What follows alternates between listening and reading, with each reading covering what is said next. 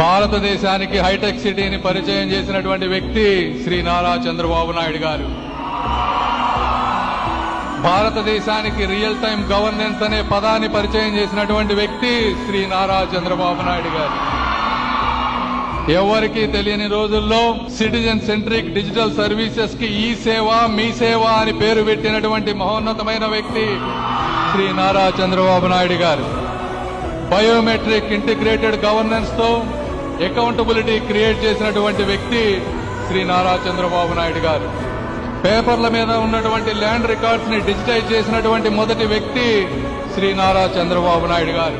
ఈ రోజు ఆయనకి 75 ఇయర్స్ వచ్చిందని అందరూ అనుకుంటా ఉంటే మళ్ళీ ఈ రోజు క్వాంటమ్ కంప్యూటింగ్ అని, ఆర్టిఫిషియల్ ఇంటెలిజెన్స్ అని, వాట్సాప్ గవర్నెన్స్ అని భారతదేశం మొత్తం కూడా మళ్ళీ ఈ రోజు ఆంధ్రప్రదేశ్ వైపు చూసే విధంగా చేసినటువంటి వ్యక్తి